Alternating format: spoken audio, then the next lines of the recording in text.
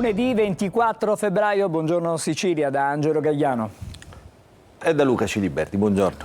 Allora, cominciamo subito con la cronaca, notizia dell'ultima ora, un'operazione dei ROS contro le famiglie mafiose di Catania e anche di Siracusa. Ci sono state 19 ordinanze e le accuse contestate sono traffico di droga, estorsione, scambio elettorale. Ma sentiamo i particolari. Un altro affondo a Cosa Nostra in un'importante operazione antimafia denominata Mercurio, avviata dai carabinieri del raggruppamento operativo speciale a Catania e Siracusa, iniziata alle prime luci dell'alba. Le forze dell'ordine stanno eseguendo un provvedimento cautelare nei confronti di 19 persone accusate di associazione di tipo mafioso, estorsione e traffico di sostanze stupefacenti. Tra le accuse anche il trasferimento fraudolento di valori e lo scambio elettorale politico-mafioso. La complessa operazione, che al momento sta ancora svelando i suoi dettagli, ha come obiettivo quello di colpire le radici dell'organizzazione mafiosa sul territorio. L'ordinanza emessa dal giudice per le indagini preliminari di Catania è stata attivata su richiesta della Procura a seguito di un'inchiesta che ha raccolto prove su diversi reati. Contestualmente alle misure cautelari, nell'ambito della stessa operazione è in corso di esecuzione un decreto di sequestro preventivo di aziende e beni per un valore di 300.000 euro.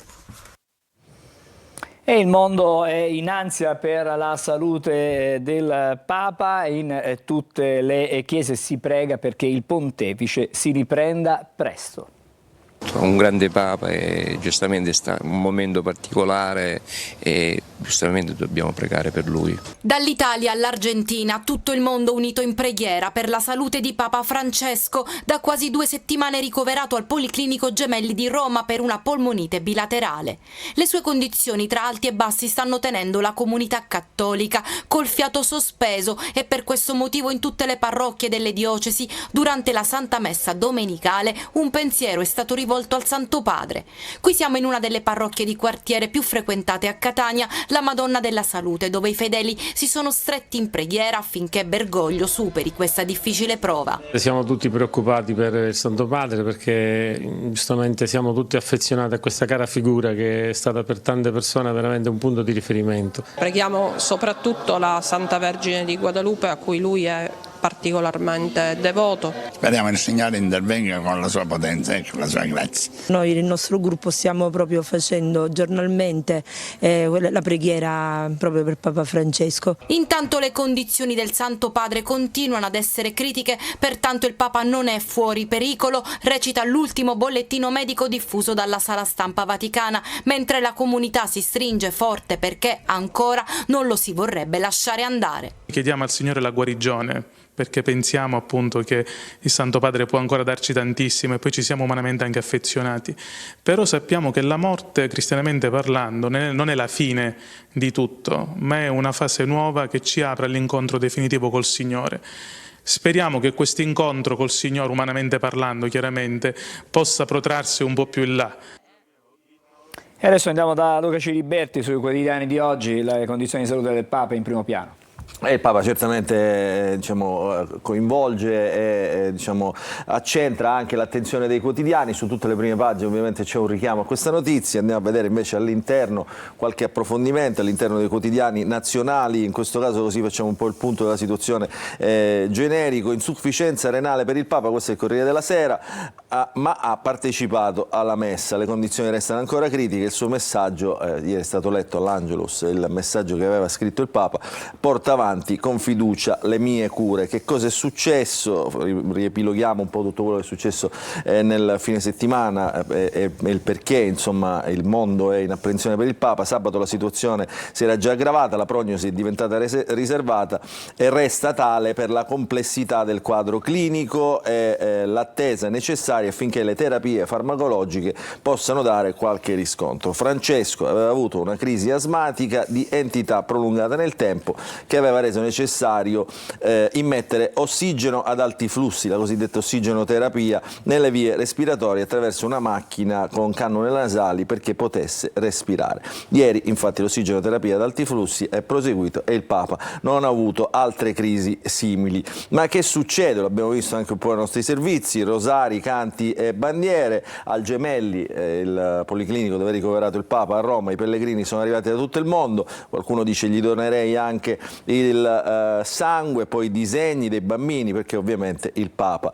diciamo, al Papa sono legati tutti i cattolici in tutto il mondo. Dietro il problema ai reni, questa è la, diciamo, l'approfondimento medico, sanitario, in questo caso potrebbe esserci una sepsi, e questo lo dice l'esperto di anestesia e rianimazione che si chiama Beledonati, anestesista appunto. Il respiro va meglio, questo è un buon segno, quindi saranno decisive le prossime ore. Scorrendo anche un po' le pagine, addirittura qualcuno pensa al successore del Papa, no? Cioè, insomma, la situazione è critica, la prognosi resta riservata, il successore dice chi lo fa adesso sbaglia, dice il cardinale Muller, noi siamo pronti ad ogni possibilità, quindi adesso bisogna solo pregare. Questo è il Corriere della Sera. Andiamo a vedere invece Repubblica, che mette in pagina un po' anche, ovviamente i titoli sono simili a quelli del Corriere, condizioni ancora critiche, lieve insufficienza renale, il Papa però resta vigile, questa è la buona notizia, più tardi uscirà un nuovo bollettino medico, vedete i disegni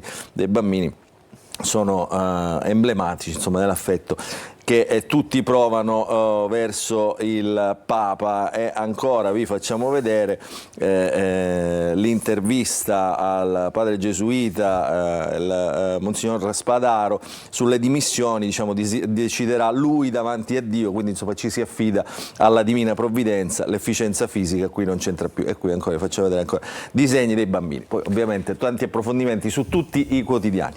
Grazie Luca, fra poco torneremo da te. Intanto a Catania adesso montagne di rifiuti nel rione San Leone di Catania. Il comune ha lanciato un'offensiva contro gli incivili, i residenti però di via Re di Puglia protestano per le discariche abusive sotto casa. Montagne di spazzatura ad altezza d'uomo, sparse ovunque, su quel che resta dei marciapiedi sventrati dai mezzi meccanici in occasione dei rari momenti di raccolta ed in prossimità delle scalette, quasi off limits ai residenti di via Re di Puglia. Entrare ed uscire dalla propria abitazione non è agevole e chi resta in casa non può neanche affacciarsi al balcone. Purtroppo ci dobbiamo convivere, non ci possiamo fare niente, un bel po', mi sembra che ha una settimana che non vengono a ritirare. Eppure lei la raccolta differenziata la fa, vedo che è tutto attrezzato. Sì, come lei ben vede abbiamo anche i sacchi messi là, a parte che i bidoni già sono pieni. Tra il giardino di casa e le scalette ci sarebbe il marciapiede, eccolo, somiglia ad un sentiero naturalistico. Purtroppo siamo in via Re di Puglia e non siamo in via Etnea. Questo signore non ha torto, in effetti via Etnea è lontana anni luce, lì è il salotto buono della città, qui sembra una succursale della discarica di Lentini. Esasperati i cittadini, in via Re di Puglia c'è gente che paga la salata Tari e che differenzia in modo corretto. 292 completa, e che ora dovrebbe arrivare, speriamo che non ci siano aumenti, ma siamo regolarmente che paghiamo le bollette, io gliele posso anche far vedere. Da quando hanno tolto i cassonetti, noi facciamo la differenziata dall'altra parte, ma qua non ci sono né bidoni né niente, siamo dimenticati. Serve una repressione, solo in questo modo purtroppo si può trovare una soluzione, perché qui mi credo è invivibile. Nel muro si scorge un cartello, area sottoposta a videosorveglianza, ma è solo un deterrente e lo sanno tutti. Le telecamere non ci sono ed allora servirebbero maggiori controlli. Il comune di Catania, forte di un potenziamento dell'organico della polizia municipale, ha annunciato un giro di vite contro gli incivili, ma l'offensiva riguarderà anche via Re di Puglia? La speranza dei residenti, si sa, è l'ultima a morire. È lunedì mattina, allora ci dedichiamo e approfondiamo anche le notizie di carattere sportivo. La Serie B intanto, il Palermo è tornato alla vittoria in trasferta sul campo della Cosenza, 3-0 il risultato finale. La panchina di Dionisi per adesso è, non è più traballante, almeno per le prossime gare. Sentiamo però il servizio.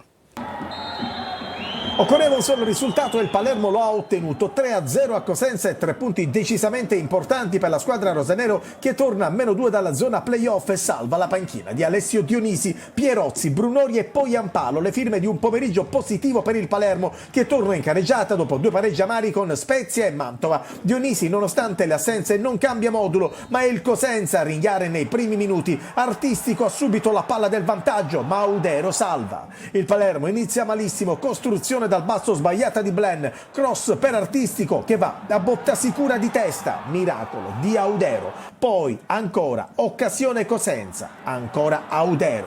Il Palermo però si sveglia al 30° e sempre con il solito Verre che confeziona un grande assist per Pierozzi che segna e porta in vantaggio i siciliani. La banda di Dionisi si scioglie e inizia a giocare meglio. Brunori e Poyampalo cercano l'intesa.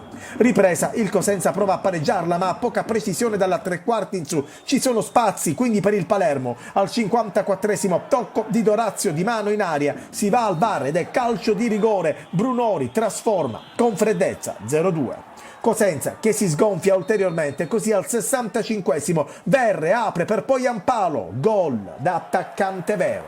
0-3 e 3 punti in ghiaccio per il Palermo che dopo i cambi rischia solamente nel finale con Gargiulo che colpisce il palo. Non c'è più gara, rosanero che alzano le braccia al cielo e portano a casa 3 punti d'oro, la vittoria che serviva per riportare il sereno in casa rosanero. Serenità allora in casa Palermo. Luca, i quotidiani sportivi e non? Oggi prendiamo la Gazzetta dello Sport perché il Palermo con questo successo conquista anche un titolo e un approfondimento sulle pagine dedicate al calcio di Serie C, di Serie B, un'altra vittoria esterna per il Palermo, 3 sorrisi, il Cosenza affonda e Alvini, che è l'allenatore del Cosenza, rischia la panchina, si è ribaltato un po' l'equilibrio, rischiava Dionisi, insomma se il Palermo non avesse vinto adesso rischia l'allenatore del Cosenza. I gol, come abbiamo visto dal servizio, Pierozzi, Brumori e Poyampalo avvicinano Dionisi nella zona playoff. Nell'articolo leggiamo anche che il Palermo era arrivato allo stadio Marulla, quindi il Cosenza in piena emergenza, soprattutto in difesa. La partita è finita con 0 gol subiti, clean sheet, quindi mancavano però Diachite, Ceccaroni, oltre all'infortunato Nicolao, tant'è che a dare una spinta al reparto è stato adattato Blen. Vediamo le pagelle, che sono quelle anche della curiosità. Il migliore Audero, che ha preso un 7. La dice lunga però, se è il migliore Audero del Palermo. No, ma anche l'attaccante però. Poi Ampalo e Brunori, 2-7, insomma, che insieme a Gomez, insomma, i voti sono stati abbastanza generosi, nessun 6 se non per un difensore. Questo è il Palermo. Grazie, adesso parliamo di Catania, un Catania falcidiato ancora dagli infortuni, ha pareggiato 1-1 con coda diciamo al veleno nel finale di gara per un rigore non concesso ai rossazzurri e per un rosso a stoppa. Ci sono state poi le dure prese di posizione e del tecnico toscano ma soprattutto del vicepresidente Grella. Intanto vediamo la cronaca della partita e poi sentiremo le interviste.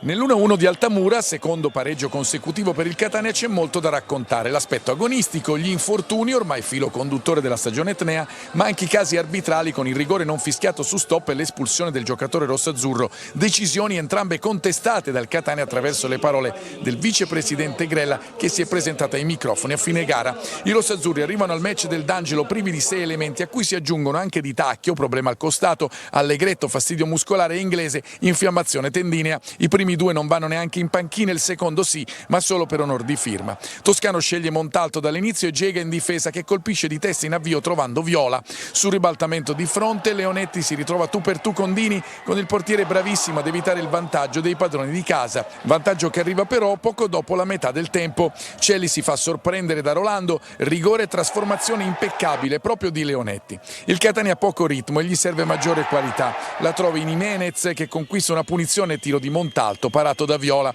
Nel finale di tempo è protagonista ancora l'ex Atalanta Under 23 che lancia Celli, il difensore rimedia all'errore precedente, supera Mané e crossa a centro area e rompe Jimenez che di testa manda in rete per l'1-1 all'ultimo secondo di gioco. I rossazzurri partono bene anche nella ripresa, costruiscono una bella occasione con Frisenna che in scivolata manda di poco fuori un cross di De Rose. Gli etnei si fanno vedere anche con De Paoli in avanti ma perdono Guglielmotti per infortunio di natura muscolare. Dall'altra parte Palermo, nuovo entrato a non concretizzare in almeno 3 circostanze la possibilità del vantaggio biancorosso. Nel finale arriva anche l'episodio, anzi il doppio episodio che fa infuriare la dirigenza etnea. Stoppa cade in area dopo essere stato affrontato da Rizzo, sarebbe rigore ma l'arbitro fa proseguire. A pallone lontano i due entrano di nuovo a contatto, Rizzo va a terra, un tuffo dice Toscano, l'arbitro richiamato dall'assistente espelle il numero 21 del Catania per fallo di reazione e richiama le lamentele etnee. Nel finale ci devono rispettare, dice Grella, ci mancano 10 punti. Il Catania torna a casa con un pari, adesso Toscano dovrà trovare le soluzioni fra infortunati e squalificati per la prossima partita, ma oggi a dominare in casa etnea è solo la rabbia. Siamo stufi, ho sentito il Presidente, non l'abbiamo mai fatto, abbiamo sempre cercato tramite i canali corretti. Si vede che questi canali corretti non portano a niente e la nostra frustrazione e delusione è al limite. Questo club investe milioni di euro e noi vogliamo essere tutelati. Io sono stufo, sono veramente stufo e arrabbiato nella presunzione e la mancanza di rispetto al nostro club. Abbiamo immagini che fanno vedere chiaramente è un rigore nettissimo, è un'espulsione che francamente mi lascia senza parole e volevo trasmettere questo messaggio perché veramente siamo stufi e non ce lo possiamo più permettere di avere questi torti che a somme di hanno fatto sì che il nostro club ha perso tantissimi punti. Allora, lamentano 10 punti pesanti. di causa errori arbitrali. Parole pesanti. Allora, il titolo, prendiamo l'approfondimento dalla Sicilia, che insomma segue con approfondimenti tutta la questione Catania. Infortuni e sviste, la partita come hai visto finita 1-1, infortuni e sviste arbitrali, arriva un pareggio anonimo, non basta il gol di Gimenez, questa è la cronaca. Un film già visto, Celli falcia Rolando, dal dischetto segna Leonetti, poi il pari degli ospiti di ospite che nella ripresa l'arbitro nega il penalty, questo è l'episodio contestato ai rossazzurri e caccia ingiustamente stop. Questi fatti fanno adirare Grella, che non le manda a dire. Allora, eccolo qua che parla il vicepresidente. Un altro rigore negato, rosso ingiusto, gli ennesimi torti che affossano il Catania. La correttezza non paga, c'è mancanza di rispetto verso il club e poi sugli infortuni non c'è un solo colpevole, ma è una condivisione di responsabilità. Vediamolo dentro il pezzo. Intanto le parole, sono state riprese le parole che ha detto in diretta proprio a Telecolor: abbiamo pareggiato, è una gara che avremmo potuto e dovuto vincere, mi sono presentato in sala interviste per manifestare la mia rabbia per le decisioni arbitrali che vanno contro il nostro club. Non l'abbiamo mai fatto, abbiamo sentito, abbiamo sempre cercato di usare correttezza, ma questo atteggiamento fin qui non ha portato nulla. Poi ha rincarato la dose in conferenza stampa con i giornalisti ad Altamura. Il signor Mastro Domenico, che è l'arbitro, ha anche chiesto scusa, ma delle scuse ce ne facciamo ben poco se i risultati sono questi. Parlo per nome e per conto del presidente Pelligra, che a Catania ha investito tanto in questi 3 anni e vuole continuare a farlo. Queste è le parole al veleno di Grella. Ma poi c'è anche il tecnico Toscano che rincara la dose, dice: il danno subito è evidente, contro il Foggia 11 assenze, si proietta già alla partita successiva, facciamo tutti i sacrifici, anche i tifosi arrivati fin qui, domenica riusciremo comunque a mettere in campo una formazione che possa lottare. E questi sono i due punti di vista, allenatore e vicepresidente. Vediamo anche un po' la classifica, come è messo il Catania. Ancora oggi è a un punto, sopra di un punto dal Trapani, a metà classifica. Trapani che gioca stasera con il Messina. Gioca stasera, infatti ho detto ancora oggi, non a caso, perché vedremo come finirà. Oggi la partita Messina-Trapani che chiuderà la giornata. Il Messina invece si trova in fondo alla classifica con tutte poi le questioni di penalizzazione eccetera. Oggi potrebbe essere su questo aspetto una giornata importante, ci potrebbe essere novità. Non solo per il Messina. Non solo per il Messina, anche per tutte le altre squadre della classifica. Vediamo il prossimo turno che è interessante per il Catania. Il Catania giocherà domenica alle 15 contro il Foggia, il Messina giocherà fuori, mentre il Trapani sarà proprio contro il Cerignola e giocheranno tutte in contemporanea e tutte alle 15. Quindi questa è la prossima giornata, la 10ª giornata di ritorno che comincerà venerdì appunto con Giuliano Turris. Possiamo continuare ancora con la rassegna stampa in attesa del collegamento, se vuoi Luca, rassegna stampa regionale, se abbiamo la possibilità di leggere qualche prima pagina. Allora, leggiamo le prime pagine dei quotidiani regionali, partiamo dalla Sicilia, quindi risfogliamo indietro il giornale, la notizia che abbiamo visto del Papa, questo con la fotonotizia, resistere, resistere, resistere, una donna, una suora con il rosario in mano prega per il Papa, ancora critiche le condizioni del Papa ma nessuna nuova crisi respiratoria, il messaggio porta avanti cure e riposo. Poi altra notizia che vedremo più avanti nella rassegna stampa nazionale, le elezioni in Germania, vince la CDU, eccolo qua, vince la CDU, ma la Germania svolta a destra, crollano i socialisti, Merz che è il leader della CDU, la grossa coalizione però non potrebbe non bastare per governare, festeggia l'ultradestra e invece il socialista Scholz pronto a lasciare. Tutto questo sintetizzato in poche righe nei titoli, poi ci sono approfondimenti ovviamente che riguardano sempre i nuovi equilibri che vengono fuori da queste elezioni. Oggi 3 anni dall'invasione dell'Ucraina da parte della Russia e qui ci sono approfondimenti anche qui. Zelensky dice pronto a lasciare se l'Ucraina entra nella NATO. C'è una notizia esclusiva della Sicilia, un catanese in cella in Thailandia a Phuket per un passaporto sgualcito. E poi le notizie del calcio, andiamo a vedere allora questa notizia del catanese da 2 giorni in cella in Thailandia, io prigioniero per un passaporto sgualcito, qui c'è la foto del passaporto sgualcito che si vede un po' meglio, eccolo qua, sarebbe questo, c'è un po' tagliato, vedete nell'angolo. Il passaporto sgualcito, tra l'altro, diciamo, nei siti ministeriali avvertono che questo è un pericolo per poter entrare in Thailandia. Che cosa è successo? L'avvocato è stato bloccato alla frontiera e rinchiuso in condizioni pietose, quindi non è nemmeno entrato nel paese, si trova nell'aeroporto, in una stanza dell'aeroporto da 2 giorni, con altri 7, vedete, nella stanza di detenzione dello scalo, con un bagno e divani rotti. Le autorità locali senza colpe, leggi rispettate, ma dal mio paese nessuna tutela per rientrare. Gli altri stranieri invece lo hanno già fatto. Sembra, poi si legge dalle pagine dell'articolo, che l'avvocato catanese potrebbe rientrare oggi con un volo diretto per Zurigo. Luca, allora, un'ultima pagina da leggere e poi ci colleghiamo con la Polstrada.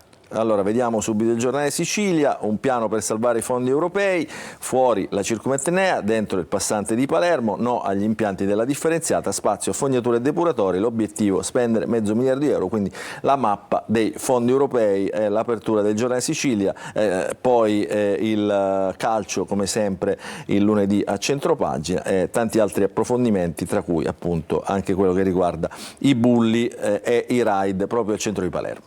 Grazie Luca, fra poco da te di nuovo per la rassegna stampa nazionale con i quotidiani nazionali per i fatti italiani anche dall'estero. Adesso andiamo a collegarci, buongiorno, lo vedo già in collegamento con noi, con Sant'Agata di Militello, siamo sempre con il compartimento Polizia Stradale Sicilia Orientale, c'è il sostituto commissario Massimiliano Fiasconaro. Buongiorno, la situazione della viabilità oggi. Buongiorno direttore. Stamattina per fortuna, come tutto il weekend, non sono state registrate particolari problematiche alla circolazione stradale nella nostra Sicilia orientale. Certo è che tutte le nostre autostrade, la 18 Messina-Catania, la 20 Messina-Palermo, la 19 Palermo-Catania, sono tutte condizionate da numerosi cantieri stradali per il ripristino delle condizioni di sicurezza, come detto, delle nostre autostrade. Questo purtroppo pretende grande attenzione da parte della circolazione. Nel dettaglio, per ora stamattina c'è intenso traffico sulla tangenziale di Catania, soprattutto tra gli svincoli di Paese Atenei e San Giorgio, come al solito il intensissimo traffico tra gli svincoli, nel 18 Messina Catania, tra gli svincoli di Giarre e da Cireale, e sulla 18 Catania-Siracusa-Modica il tratto compreso tra i svincoli di Avola e Cassibile in direzione nord è aperto, ma persiste il divieto di transito ai mezzi pesanti con massa complessiva a pieno carico superiore ai 75 quintali. Sono ancora problemi sulla strada statale 192 Valle del Dittaino per i lavori di demolizione della parte superficiale del ponte di Dittaino al chilometro 43. Si consiglia agli utenti in transito il percorrimento sulla quella predetta statale utilizzando un percorso alternativo dallo svincolo di Argira sulla autostrada 19 fino allo svincolo successivo di Catena Nuova in direzione Catania e viceversa in direzione Enna. Sono moltissimi i tratti in cui si circola in doppio senso di circolazione, soprattutto sulla via. Quindi l'ennesima raccomandazione, oggi è il primo appuntamento della settimana, questa è una settimana molto particolare perché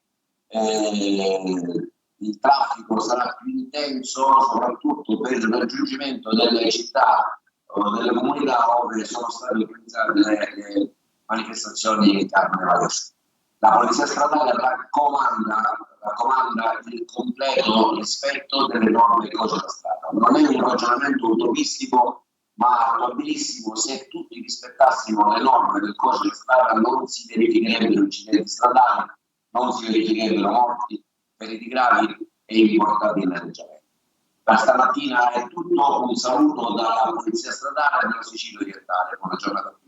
Grazie al dottore Fiasconaro che ci ha parlato da Sant'Agata di Militello, dalla provincia di Messina, per le notizie che riguardano il compartimento della Sicilia orientale, della Pol Strada. Adesso brevemente andiamo a vedere anche, diamo uno sguardo al traffico cittadino a Catania. Queste sono le immagini che ci riportano e che ci danno la situazione in tempo reale sulla circonvallazione. Qui c'è molto traffico intenso in entrambe le direzioni, sia in direzione Mister Bianco, Policlinico, sia in direzione Ognina. Da Tondo Gioieni adesso vediamo la situazione invece in via Vincenzo Giuffrida. Il traffico in uscita dalla città sembra abbastanza tranquillo, un po' più movimentata invece la situazione per quanto riguarda il traffico in entrata. In questo momento si stanno rispettando dei semafori pedonali. Ci fermiamo alla prima sosta e poi torniamo insieme per leggere i quotidiani nazionali con Luca Ciliberti.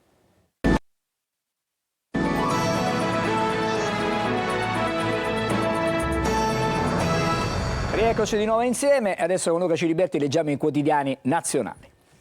Allora, apriamo la prima pagina, sfogliamo la prima pagina del Corriere della Sera. Avevo già detto in anteprima due principalmente le notizie che campeggiano sulle prime pagine, le elezioni in Germania e le notizie sul Papa. Del Papa abbiamo già parlato, allora andiamo a vedere i risultati delle elezioni tedesche. Vince Merz, titolo del Corriere della Sera, raddoppia l'ultradestra, questo è il titolo principale.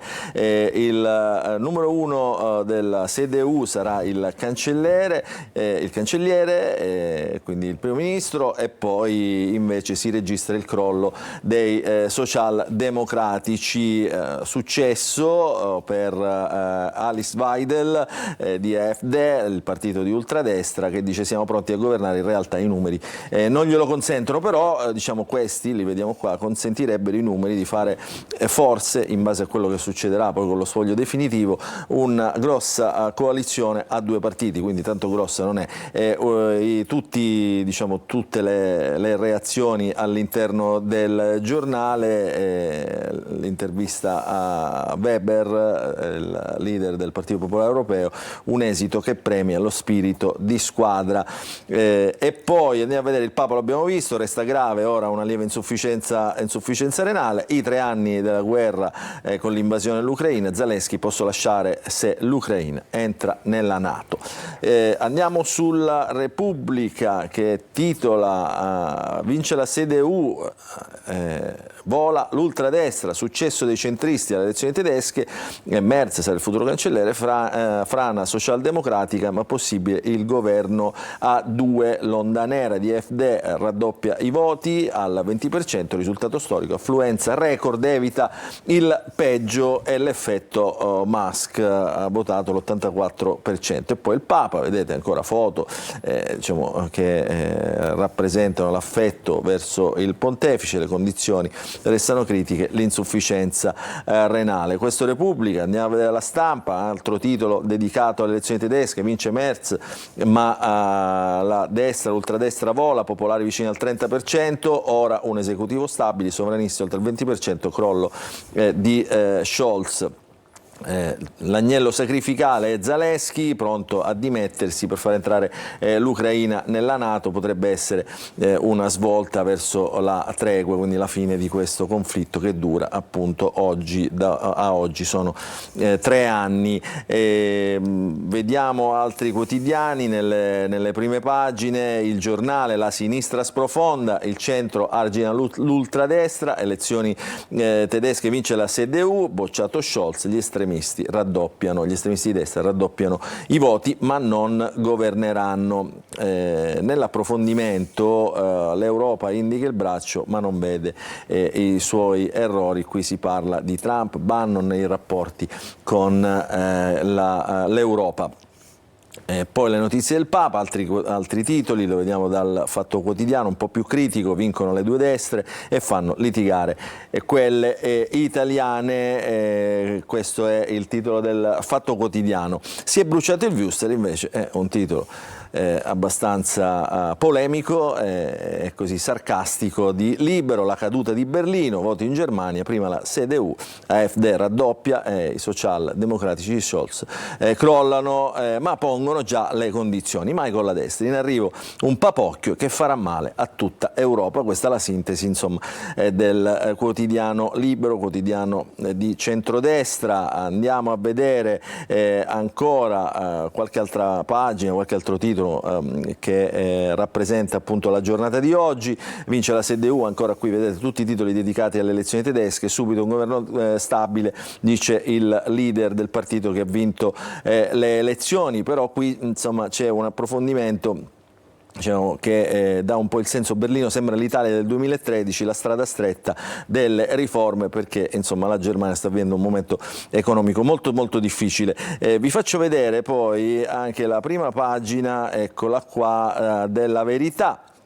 Anche qui abbastanza tagliente il titolo. La AfD, quindi la destra, è il secondo partito di Germania grazie al suo fido alleato. Chi è il suo fido alleato? La sinistra, secondo il direttore Maurizio Belpietro. Alle elezioni tedesche la CDU, la CSU è prima, crolla fragorosamente la SPD, mentre la compagine di Alice Weidel raddoppia i voti. Decisiva l'apertura indiscriminata ai migranti per aiutare l'economia. Il risultato invece è stato un boom di criminalità fatale per i compagni sarebbero gli estremisti, secondo il giornale di sinistra. Vi faccio vedere dentro alcune pagine, prendiamo un po' di approfondimenti su queste elezioni tedesche, come è cresciuto il partito di ultradestra dal 2017 al 2025. Il partito AfD, il partito di ultradestra, è questo in azzurrino, vedete qua. Mentre il blu è la CDU. Perde la CDU, i socialdemocratici nel 2021 erano maggioritari, mentre adesso guardate la crescita invece del partito di ultradestra e guardate come si è ridotto il voto del partito socialdemocratico, quello che in Italia sarebbe l'area del PD e del centro-sinistra. Grossa coalizione, patto a 3, il governo dipende dai rossobruni, perché poi anche in Germania, così come in Italia, i piccoli partiti determinano quello che è l'equilibrio e la forza diciamo del governo. Vediamo come hanno reagito in Italia, perché questo insomma potrebbe essere anche una lettura. Tajani, vincono i popolari, Salvini festeggia, insomma in Italia sono sempre tutti contenti. I primi viaggi di Merz a Parigi, a Varsavia e non a Roma, critico Matteo Renzi appunto sul risultato di queste elezioni. Ancora Nardella del Partito Democratico, qui siamo già in Europa, Nardella e Procaccini, socialisti in crisi anche per la gestione dell'immigrazione, mentre Fratelli d'Italia, la CDU ora più a destra, compatibile con la AfD, ma è complicato insomma quello che vorrebbero, il disegno che vorrebbero un po' i sovranisti europei. Andiamo e cambiamo invece argomento, ci dedichiamo agli approfondimenti che riguardano la guerra in Ucraina. Eccolo qua, Zelensky, noi nella NATO e io lascio, il leader ucraino alla stampa, il mio approccio è pragmatico, le offese di Trump degli Stati Uniti noi abbiamo bisogno, questo lo dice proprio il Corriere della Sera, che riprende le parole del leader ucraino Zelensky. Si dibatte e si lotta ovviamente colpi di diplomazia per queste famose terre rare, perché sono quelle, diciamo, che vorrebbe annettere la Russia. Cosa sono le terre rare? Quanto oro ha l'Ucraina, e le terre rare sono distribuite un po' in tutto il paese, sono, dicevo, quelle che interessano alla Russia per finire insomma questo conflitto. In chiusura vi faccio vedere la prima pagina del Sole 24 Ore, che è un approfondimento: caccia alla casa, affitti per studenti, ecco la mappa dei contratti e degli sconti da Milano a Palermo, da Bologna a Bari, e le soluzioni messe in campo dai comuni, patti a canone concordato e in crescita. Quindi questo, diciamo, è un approfondimento che riguarda spesso gli studenti fuori sede, che vanno fuori sede per studiare, insomma, e che spesso hanno difficoltà a trovare alloggi. Grazie Luca, ci ritroveremo con te più avanti. Intanto noi ci fermiamo, vediamo le previsioni meteo e poi saremo in studio con il primo degli ospiti della mattinata. Bentrovati da Clara Ventura di Trebi Meteo. Nella giornata di lunedì il transito di una veloce perturbazione porterà piogge diffuse al centro-sud con temperature massime in calo. Meglio invece la situazione sul resto del paese. Dunque in Sicilia l'alta pressione dominerà la scena meteorologica, garantendo dunque un lunedì stabile, parzialmente assolato. Di fatto di tanto in tanto sarà possibile il passaggio di qualche innocuo annuvolamento. Temperature massime diurne ancora una volta piacevoli, con clima dunque mite. E per la giornata di martedì non avremo nessun cambiamento. Sole dunque ancora protagonista su tutta l'isola, con cielo sereno o al più parzialmente nuvoloso, contesto comunque stabile e asciutto, temperature massime diurne che non subiranno particolari variazioni. Localmente infatti si toccheranno ancora i 17-18 gradi. Tutti i dettagli in merito come sempre sull'app di Trebi Meteo. Devi sapere che i funghi Pleurotus, questi di qui, trattati con aglio, prezzemolo e un po' della loro acquetta, hanno un sapore quasi come se fossero vongole. Ah, precise per proprio. Cui facciamo un falso ragù. Cioè, stavo pensando alla stessa cosa, diciamo, guarda queste vongole fresche, di acidezza.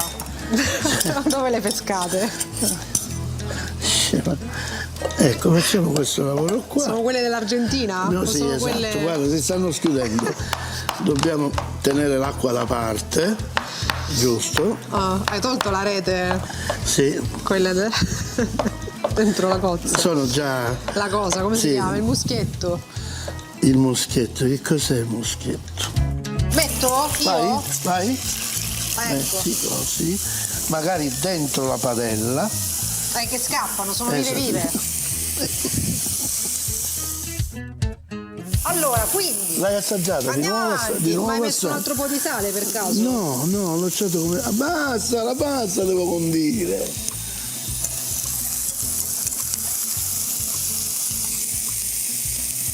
Com'è? Dai. C'è un pezzo di conchiglia di dentro. Cioè, ma è normale? È normale? A questo punto. Un po' di buon umore di mattina, buongiorno intanto. Buongiorno a Giuseppe Castiglione, vice segretario della commissione d'inchiesta sugli effetti della crisi demografica. Allora, la necessità di una commissione d'inchiesta è nata perché ormai da tanto tempo l'Italia va verso una desertificazione, diciamo così, della popolazione autoctona, mettiamola in questo modo? Intanto la commissione nasce per volontà unanime di tutti i partiti. è stata votata in Parlamento da tutte le forze politiche, quindi all'unanimità, segna un momento di emergenza. Noi in Italia non mancano certamente i dati, le informazioni su quella che è la crisi della natalità, ma le questioni non si risolvono, cioè non si ferma solamente al tema della denatalità. La commissione d'inchiesta nasce per affrontare il grande tema della transizione demografica, quindi si parlerà di natalità, si parlerà di denatalità, ma si parlerà di invecchiamento, si parlerà del tema del lavoro, di come le giovani generazioni si approcciano al mondo del lavoro, su grandi questioni, l'impatto sul mondo dell'impresa. Parleremo di migrazioni, parleremo di invecchiamento della popolazione, quindi tutto questo chiaramente sarà a fronte dei tanti dati che noi abbiamo. Il Parlamento vuole affrontare questa questione in maniera organica, sinergica, valutare tutti i dati, valutare i dati che abbiamo in possesso. Oggi ci sono molti istituti di ricerca, ci sono le università, c'è il mondo dell'impresa che si interroga come approcciare questa nuova realtà, questa realtà che ormai è diventata diciamo per alcuni versi anche drammatica, e quindi tutto questo ha portato il Parlamento a dire: istituiamo una commissione, questa commissione farà delle valutazioni, analizzerà questi dati, farà delle valutazioni di carattere scientifico, ma poi soprattutto proporrà al Parlamento delle soluzioni che non possono essere le soluzioni spot o le soluzioni dei bonus, ma saranno delle soluzioni di carattere organico, saranno delle riflessioni che la Commissione offrirà al Parlamento, e poi chiaramente gli interventi di carattere legislativo spetteranno al Parlamento, gli interventi di carattere di amministrativo spetteranno al Governo, e quindi però è un lavoro molto delicato. Devo dire che c'è una grande sinergia, l'ufficio di presidenza è stato eletto così come in Parlamento la legge istitutiva è stata eletta all'unanimità, io sono stato eletto vicepresidente, abbiamo voluto offrire anche la presidenza all'opposizione, cioè quindi la Presidente Elena Bonetti, già Ministro per le pari opportunità, già Ministro che ha varato il Family Act, quindi insomma quel grande documento che è una visione organica degli interventi che servono a favore delle famiglie. Allora, quindi, diciamo che non è soltanto un problema italiano quello della denatalità, è un problema in Italia in maniera particolare perché forse è il paese europeo che ha questo dato in negativo più degli altri, però esiste innanzitutto in tutti i paesi occidentali un po'. Ma assolutamente, in Italia certo abbiamo un dato che abbiamo il più basso livello di natalità, in Europa siamo il paese dove si nasce meno, quindi insomma abbiamo anche il più alto livello di invecchiamento, cioè quindi da un lato la denatalità, dall'altro lato l'invecchiamento, e quindi insomma abbiamo anche un problema che riguarda il tema occupazionale, cioè quindi l'inserimento nel mondo del lavoro delle donne. Tutto questo mix significa come affrontiamo in maniera organica tutto questo, ed è chiaro che non è solo un problema che riguarda l'Italia, su questo si stanno confrontando anche a livello europeo, c'è un tema che riguarda l'Europa, lo abbiamo affrontato in Europa. Questi spunti che nasceranno dal livello nazionale saranno anche una riflessione che porteremo in ambito europeo. Non c'è dubbio che questa è una grande questione, pensiamo a tutto il tema delle migrazioni, cioè quindi quanto è attuale questo tema, ma pensiamo anche al tema delle aree interne, dei servizi sociosanitari, una popolazione che invecchia sempre più, che tipi di servizi socioassistenziali noi offriamo. Questo è l'ordine del giorno. Io volevo anche riflettere un attimo, perché l'invecchiamento ha sicuramente delle conseguenze sui servizi assistenziali, ma non solo, c'è un problema, le persone anziane molto spesso vivono da sole, si sentono abbandonate. C'è un sistema forse che va rivisto di assistenza non solo sanitario. Dicevo che questo tema oggi lo affronta l'università, lo affrontano chi si occupa di demografia, i grandi centri di ricerca. Noi abbiamo nei prossimi giorni, infatti il tema principale, la prima riunione che abbiamo fatto dell'ufficio di presidenza è dire: intanto partiamo con le audizioni, tutti coloro che si occupano di demografia, che si occupano di questi grandi fenomeni, mettiamolo attorno a un tavolo, li ascoltiamo, quindi la fase dell'ascolto, e poi anche proporre delle soluzioni. Non c'è dubbio che il tema tema dell'invecchiamento è un tema molto più vasto che riguarda l'assistenza sociosanitaria, lo vediamo ogni giorno noi abbiamo un dibattito, io a questo proposito ho presentato anche un emendamento al disegno di legge sulla montagna, cosa significa vivere in un'area montana, cosa significa vivere in un'area di montagna cosiddetta periferica, cioè come assicurare i servizi essenziali, come far sì che le strutture ospedaliere, abbiamo detto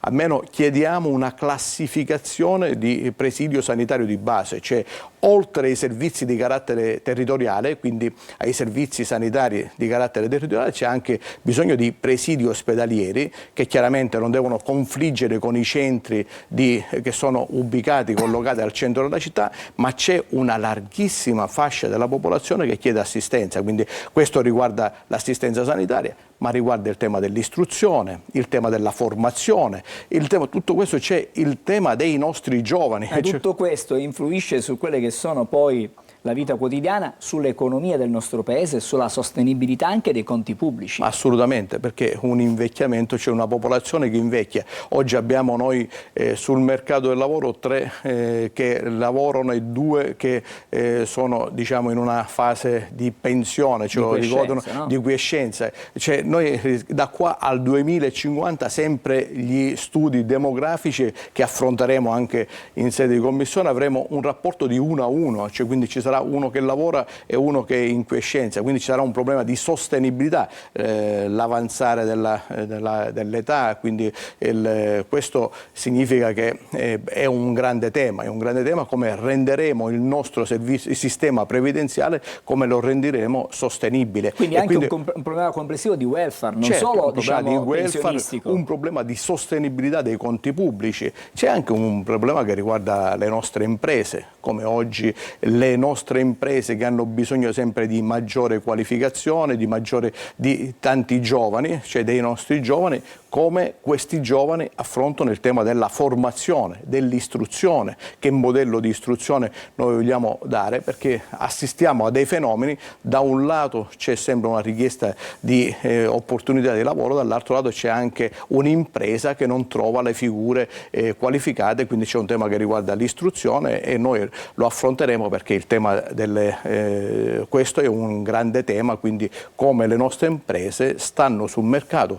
Non a caso il Presidente Draghi nel presentare in Europa il rapporto sulla competitività ha detto che un tema fondamentale è il tema dell'istruzione, della formazione, che riguarda le nostre imprese, sono più competitive se hanno anche i giovani che siano sempre più formati, sempre più qualificati, e quindi c'è un problema che riguarda sia l'istruzione ma anche il tema della formazione professionale. Quindi insomma è abbastanza vasto. Diciamo che il mandato che il Parlamento ci ha affidato è un mandato molto ampio. Ma un'osservazione che volevo fare io, si penserà anche a questo calo del tasso di fecondità che ormai da decenni. Ma assolutamente, noi perché abbiamo... anche quello è un problema che dipende da tanti fattori sociali, fattori ambientali. Se arriva tardi al mondo del lavoro e magari una donna non è più nelle condizioni poi anche fisicamente di reggere una maternità, ci sono tanti aspetti che vanno considerati. Il tema della fecondità è un tema che affronteremo anche perché dicevo ci sono ormai degli indicatori che ci danno un decrescere della natalità. L'Italia è tra i paesi in Europa, ma ritengo anche sul piano più globale, è un paese che cresce meno, è un paese che deve affrontare non il singolo intervento. L'abbiamo fatto in queste ultime fasi, abbiamo fatto anche degli interventi molto opportuni, però si tratta di bonus maternità, bonus, ci sono tanti bonus, ma in questa commissione proveremo ad affrontarlo in maniera più globale, elaborare una strategia, individuare gli strumenti che vogliamo mettere in campo e soprattutto essere credibili, avere un quadro unitario. Immagino ci sarà un confronto anche con con gli scienziati, la scienza, anche da questo punto di vista. Assolutamente, quello è fondamentale. Perché riguarda la donna, ma riguarda questa, anche l'uomo. Certo, questa fase è la prima fase, quella delle audizioni. Noi oggi ci troviamo anche in presenza di una mole di dati molto significativa, molto importante, perché se ne occupano le università, se ne occupano gli istituti di ricerca. Noi abbiamo istituti prestigiosissimi, il Censis, l'Istat, abbiamo delle analisi che sono state condotte nel tempo. Noi abbiamo a fronte di questa mole di dati, di questa mole di informazioni, molto anche selezionate informazioni, elaborare una strategia, una politica, soprattutto dare al Paese degli strumenti che non siano interventi spot, ma che siano interventi di lunga durata, siano strategici, siano interventi che possono in effetti affrontare queste grandi questioni, questi grandi temi, tenendo conto anche della sostenibilità economica, tenendo conto dei nostri conti pubblici e tenendo conto che il Paese deve avere in maniera armoniosa, affrontare le grandi questioni, ma anche avere in mente il tema della nostra sostenibilità economica. Allora, buon lavoro, perché di lavoro ce n'è tanto in questa commissione. Sì, assolutamente. Grazie a Giuseppe Castiglione, che è il vice segretario della commissione di inchiesta, vicepresidente, quindi l'indicazione era errata, vicepresidente della commissione di inchiesta sugli effetti della crisi demografica nel nostro Paese. Chissà, poi magari speriamo che dall'inverno demografico possiamo passare ad una primavera, demografica. Grazie, buon lavoro Giuseppe Castiglione. Adesso ci dobbiamo fermare, una breve sosta, e poi torniamo a parlare però d'altro, qualcosa di più leggero. Parleremo di medicina estetica, delle nuove frontiere della medicina estetica. Fra pochissimo restate con noi.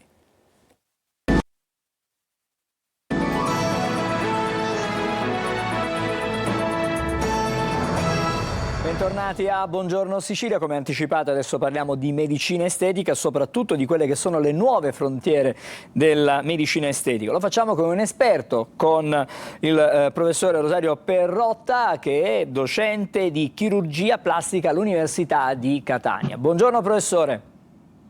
Buongiorno a voi.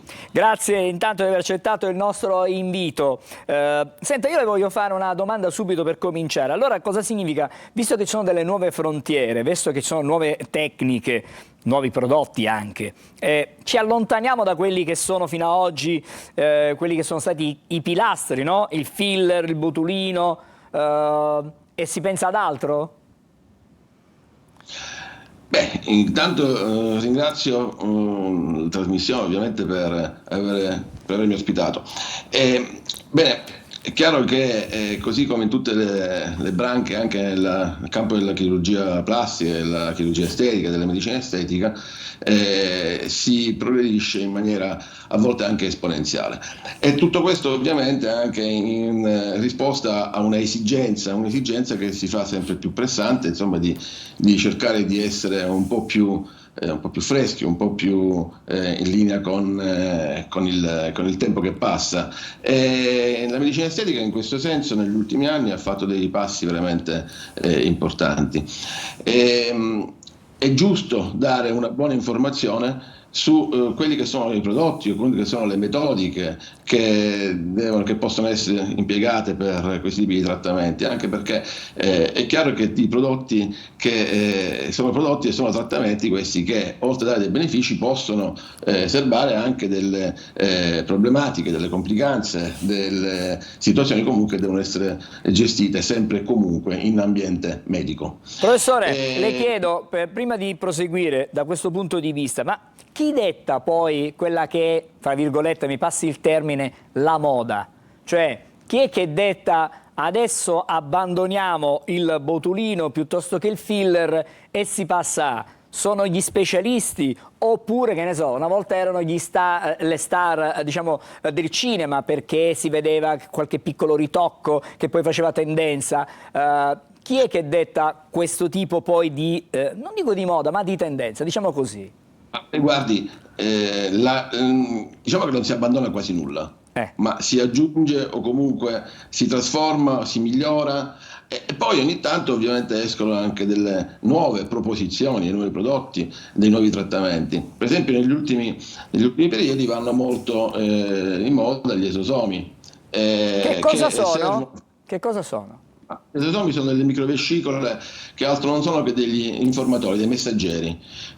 Sono delle microvescicole veramente di dimensioni infinitesimali che portano dei messaggi, in questo caso per quanto riguarda la medicina rigenerativa, portano dei messaggi verso le cellule del paziente, verso le cellule dell'ospite, per poter migliorare, incentivare, stimolare la formazione di altre sostanze, fra le quali per esempio il collagene, che altro non è che il tessuto di sostegno. Professore, mi corregga però, mi pare che su questo utilizzo forse gli esperti a livello mondiale non sono proprio, diciamo, in maniera universale concordi, e poi il loro utilizzo forse in Europa, se non dico male, e negli Stati Uniti in questo momento non è proprio regolamentato, non è consentito, si può fare a Dubai se non sbaglio. Sì, dice bene lei, perché gli esosomi non possono essere per esempio iniettati in paesi come l'Italia, in paesi come gli Stati Uniti, possono essere soltanto veicolati. È anche vero che vengono introdotti soltanto gli esosomi di origine vegetale, non quelli di origine animale. Essenzialmente la veicolazione di questi prodotti avviene tramite altri presidi, proprio perché l'introduzione, l'iniezione, la somministrazione per via iniettiva degli esosomi non può essere realizzata. Quindi ci sono dei presidi, quali il microneedling, che determinano delle piccole ferite, delle piccole aperture, insomma, attraverso le quali per via percutanea gli esosomi possono giungere più in profondità ed esplicare quindi la lavorazione. Sì. Possono essere impiegati tanto per quanto riguarda la biostimolazione e la rigenerazione dei tessuti del viso, quanto anche in campo psicologico, proprio per questi suoi poteri di carattere antinfiammatorio, rigenerativo, e che si è visto in effetti che hanno un qualcosa in più rispetto ad altri tipi di prodotti usati in passato. Professore, con lei volevo toccare anche il tema di chi esercita o comunque chi fa questo tipo di applicazione in maniera abusiva, mettendo a rischio la salute delle persone. L'ultimo caso in ordine di tempo, una giovane che poi è stata rintracciata attraverso i social, che a casa sua aveva allestito un vero e proprio laboratorio per, diciamo, effettuare questi interventi, diciamo così, filler nelle labbra. È stata denunciata dai NAS di Catania. Bisogna fare attenzione quando si fanno queste cose. Purtroppo questa è una deriva particolarmente pericolosa. Sono tre essenzialmente i motivi per cui si generano queste situazioni. Innanzitutto il prezzo molto basso, il costo molto basso delle prestazioni che si offrono. Poi la semplificazione della procedura, che in un certo senso fa abbassare i livelli di guardia da parte del paziente, il quale pensa di poter fare un trattamento assolutamente al pari di quello che fa un estetista. Io ricordo che si tratta di trattamenti medici che devono essere assolutamente somministrati da personale che comunque è in possesso di una laurea in medicina, ancor meglio se è una specialità, ancor meglio se ha fatto dei corsi, dei master, eccetera, perché vedete il problema non è soltanto iniettare un prodotto, vuoi che sia acido ialuronico o botulino, ma si tratta anche di saper trovare le indicazioni giuste, e soltanto l'arte medica ti consente di poter fare questo tipo di valutazione. Ti necessita anche la possibilità di poter gestire anche delle eventuali complicanze, quindi è un rischio veramente altissimo quello di non recarsi presso personale assolutamente specializzato, personale competente per poter fare quello che apparentemente sembrano dei trattamenti assolutamente banali, ma in effetti non lo sono. Professore, con lei, prima di chiudere, sempre a proposito di questo tema, cioè dell'abusivismo, dell'esercizio abusivo della professione, di non avere la preparazione adeguata, di non avere gli studi adeguati, a metà marzo la Procura depositerà la relazione di 3 consulenti sulla incredibile storia, la morte della giovanissima Margaret, ragazza di Lentini, che era andata a Roma per rifarsi il naso. Anche in queste circostanze avvertiamo, lo ribadiamo ancora una volta, bisogna prendere precauzioni e rivolgersi a dei professionisti, a dei medici abilitati, medici e strutture che sono pronte per qualsiasi emergenza. Ma lei dice bene, noi incontrammo qualche mese fa proprio per discutere di questo episodio. Ovviamente il risultato poi sarà dato da quello che le indagini processuali porteranno. È inutile cercare un'informazione su un mezzo che non ti dà nessuna informazione dettagliata e giusta e chiara e trasparente.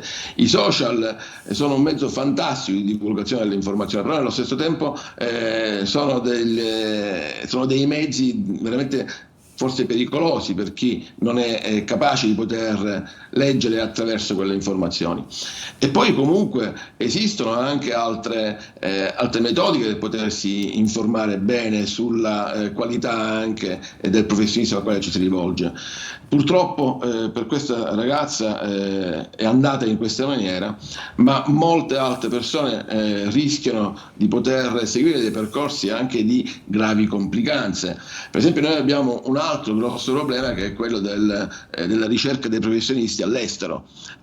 Questa è una cosa che apre delle porte a volte anche di difficile risoluzione. Noi anche in ambiente ospedaliero riceviamo dei pazienti che operati il giorno prima, messi su un aereo, si mandano a casa magari dopo aver seguito procedure chirurgiche importanti e sviluppando poi delle complicanze difficili anche da poter gestire. Quindi attenzione sicuramente a queste informazioni che provengono da mezzi non idonei per poter eseguire certe procedure. Grazie al professore Rosario Perrotta, docente di chirurgia plastica all'Università di Catania. Buon lavoro professore, una buona giornata. Grazie, arrivederci. Grazie a lei. Allora adesso ci fermiamo, breve pausa e poi parleremo di un libro. Lo presenteremo fra poco. Già vedo in bassa frequenza il mono di servizio l'autrice, una delle autrici, Francesca Negri, Uomini à la carte. Vediamo di che cosa si tratta, lo scopriremo fra qualche minuto. Restate con noi.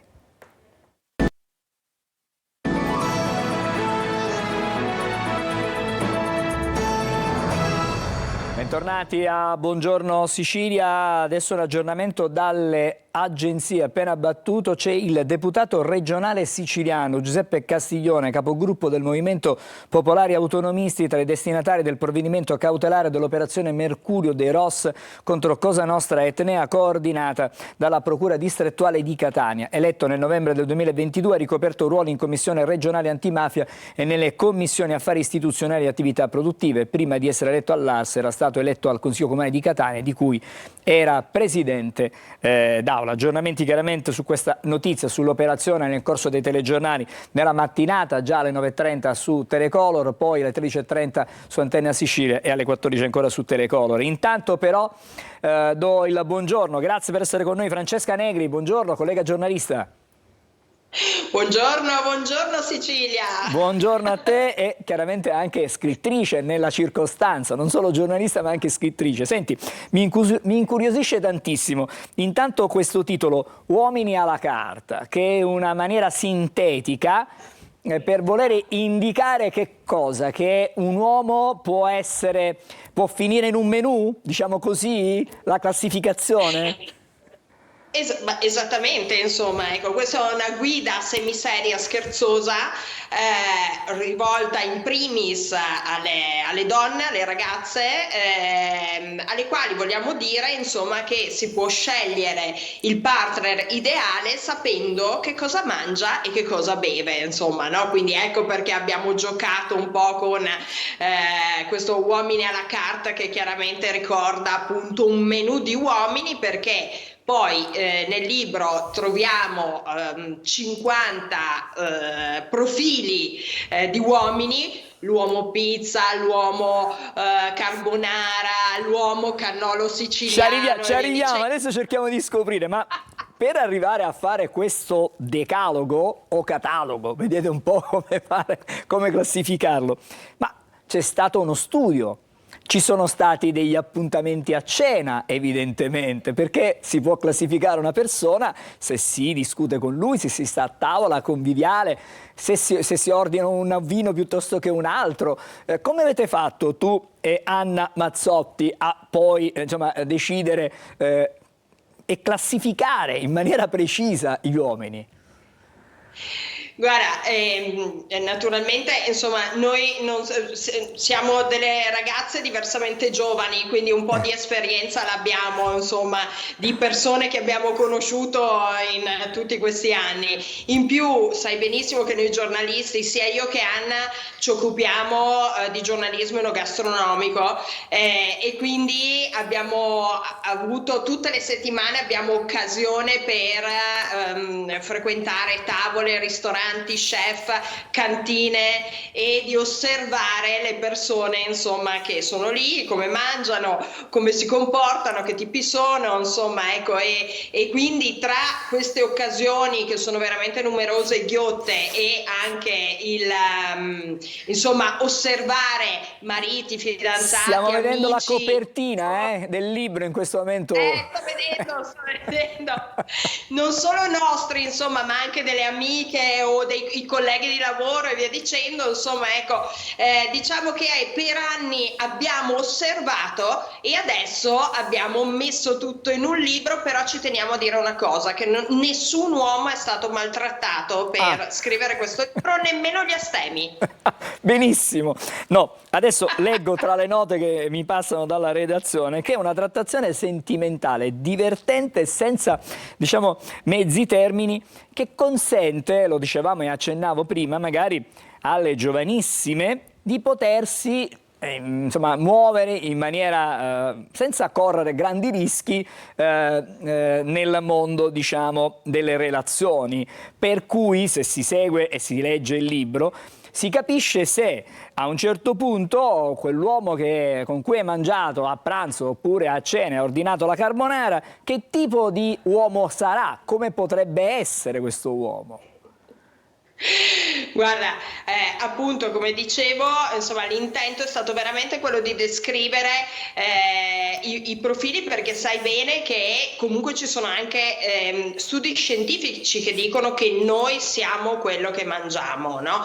Quindi chiaramente non solo quello che mangiamo influenza il nostro umore, ma anche quello che scegliamo di mangiare e di bere dice molte cose di noi, insomma, no? Tu mi hai chiesto l'uomo carbonara, adesso sai, no? Adesso vado a prenderlo perché il libro peraltro uscirà, io ho ancora qua la bozza perché uscirà proprio domani e si trova solo su Amazon in vendita, perché abbiamo scelto di essere digitali e young e quindi di averlo in vendita solo su Amazon e come ti dicevo, insomma, eccolo qua, l'uomo carbonara. Allora, non solo vi diciamo com'è, ma vi diciamo anche dove trovarlo, ok? E cosa mangia oltre la carbonara, chiaramente, insomma, no? Ecco. Quindi il nostro uovo carbonara, ad esempio, ci tiene all'aspetto fisico, ancora di più alla salute, gli piace fare footing. Potremmo dire che è un metrosexual, ovvero una versione moderna del dandy inglese di fine Ottocento. Potrebbe essere un notaio, un e-commerce manager, un financial analyst.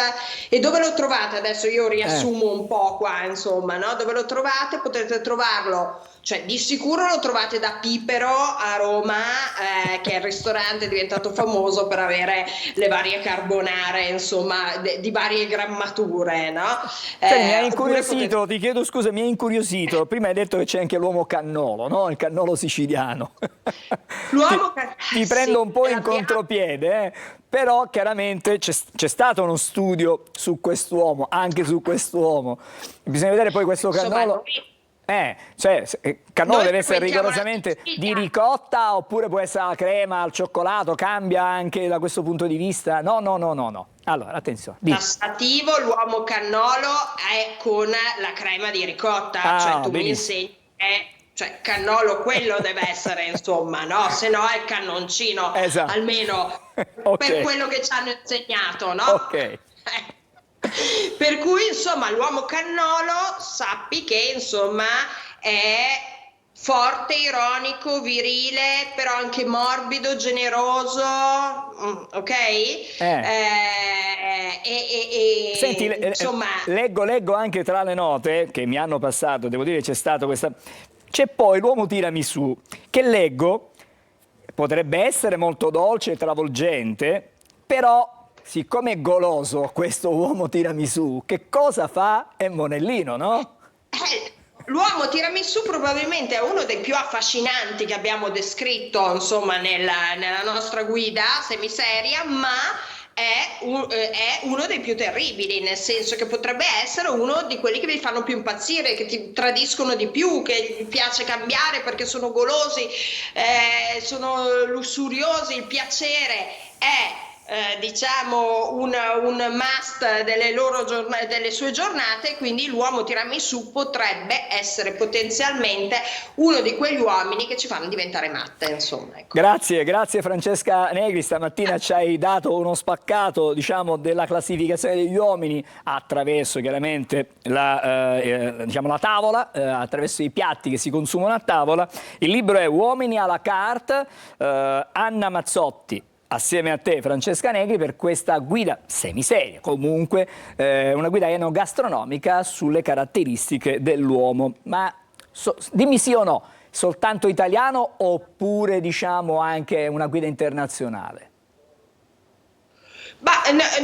Diciamo che noi abbiamo utilizzato i piatti chiaramente italiani, ma che in verità sono, insomma, voglio dire, dei cavalli di battaglia in tutto il mondo, insomma, perché ad esempio troviamo anche l'uomo Plateau Royal, l'uomo barbecue, l'uomo fusion, l'uomo agrodolce, quindi insomma abbiamo fatto un misto di grandi piatti famosi italiani che si trovano in tutto il mondo e anche cucine, insomma, internazionali, in modo da poter definire un po' tutti gli uomini, perché insomma alla fine diciamo che non è che cambia tanto tra Italia, Spagna, Stati Uniti, insomma, no?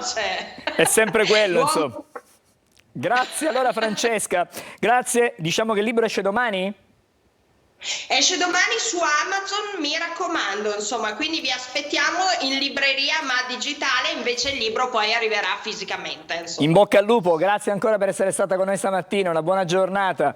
Grazie a voi. Ci fermiamo qui, ci sono le pillole dell'almanacco e poi le stelle con Marco Amato. Il 24 febbraio è il World Bartender Day. La giornata mondiale del bartender è un'occasione per riconoscere l'arte e la maestria dei baristi, celebrando la cultura dei cocktail e della mixologia. Il primo anno in cui il 24 febbraio è stato ufficialmente chiamato World Bartender Day è stato il 2018 e rappresenta un tributo nei confronti di questa secolare professione. Le origini della professione del barista sono molto antiche, risalgono a quando i locandieri iniziarono a servire più di una semplice birra, un vino o un punch. Colui che venne riconosciuto come primo barista al mondo fu Jerry Thomas e divenne famoso tra l'inizio e la metà del 1800. Pubblicò la prima guida di bartending della storia su come mescolare le bevande nel 1862. Ma sapete cosa si intende in fisica ed in chimica per tensione superficiale? Consideriamo un liquido come l'acqua. Le molecole più in superficie, che si trovano a contatto con l'aria, formano legami più forti con le molecole d'acqua vicine, anziché legarsi a quelle d'aria soprastanti. La tensione superficiale di un fluido è quindi un indice della coesione delle particelle sulla superficie. Ed è per questo motivo che si crea sul liquido uno strato sufficientemente robusto da consentire a piccoli insetti di camminarci sopra.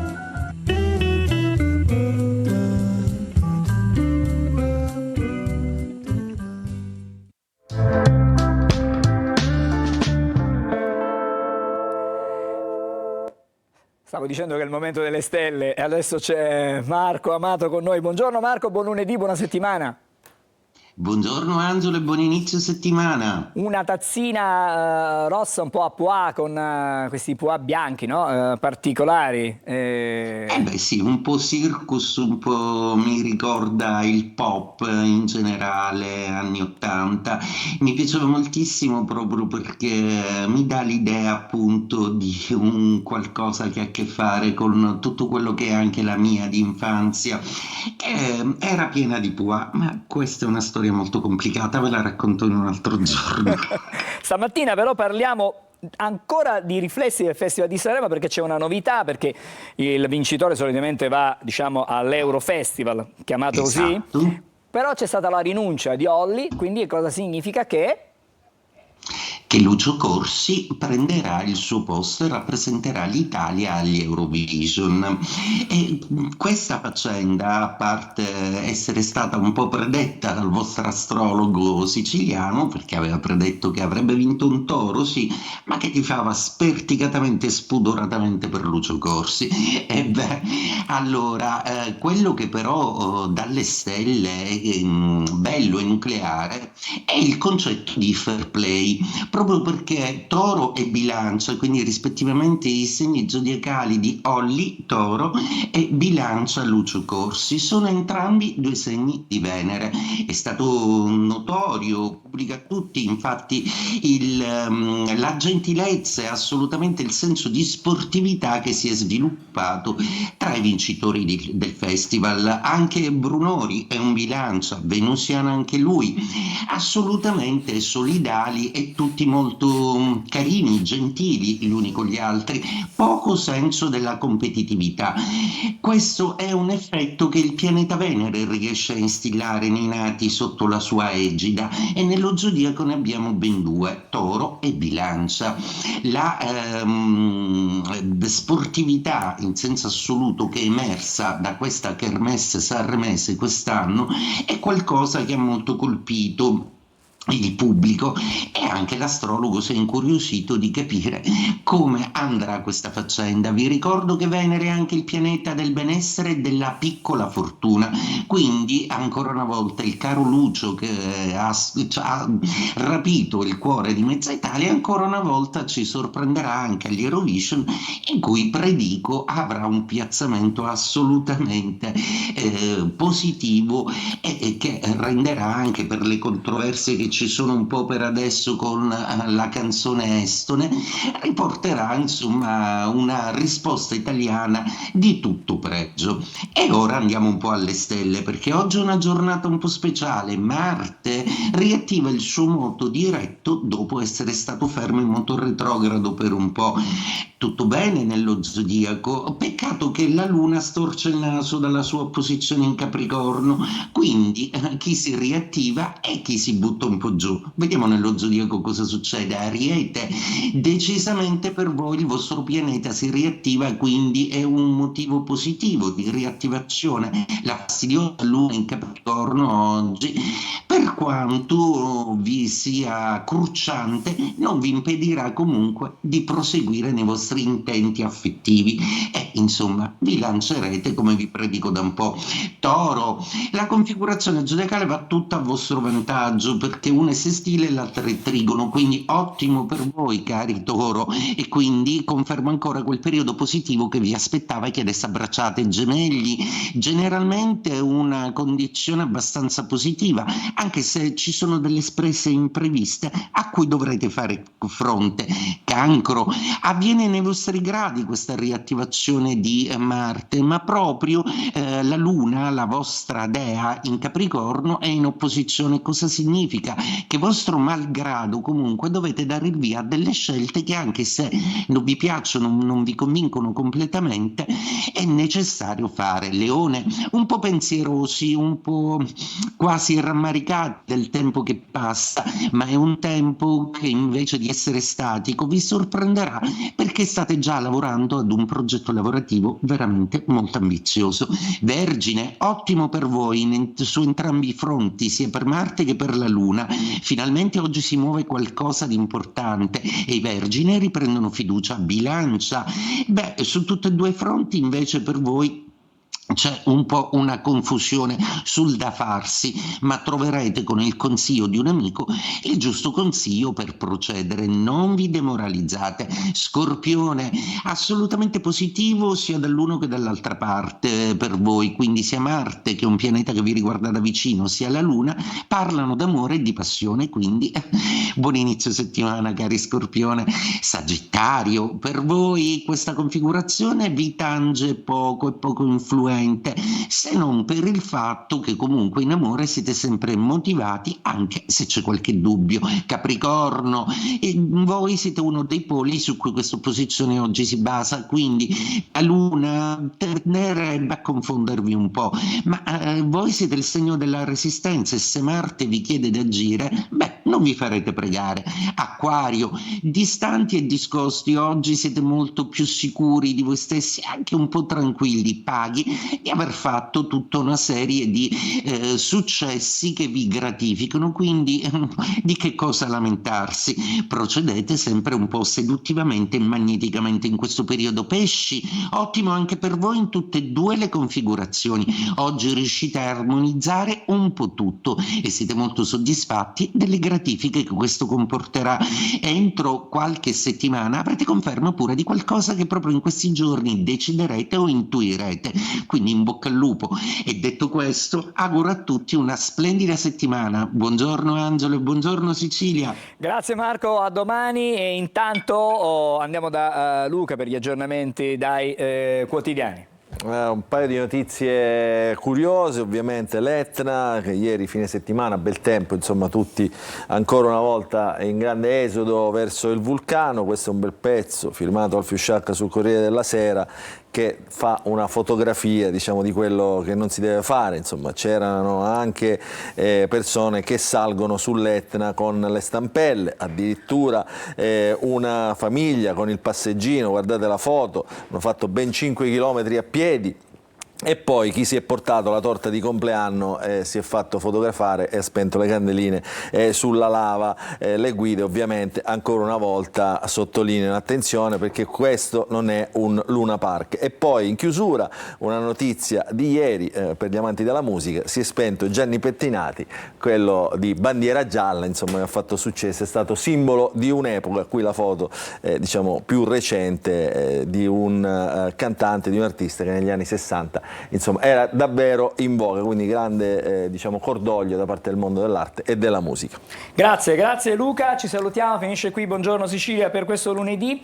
A domani mattina, fra poco gli aggiornamenti su questa notizia dell'ultima ora, sull'operazione dei Ross, sul telegiornale di Telecolor, e poi alle 13:30 su Antenna Sicilia e alle 14 su Telecolor ancora approfondimenti. Ci lasciamo con Arisa, la sua sincerità. A domani.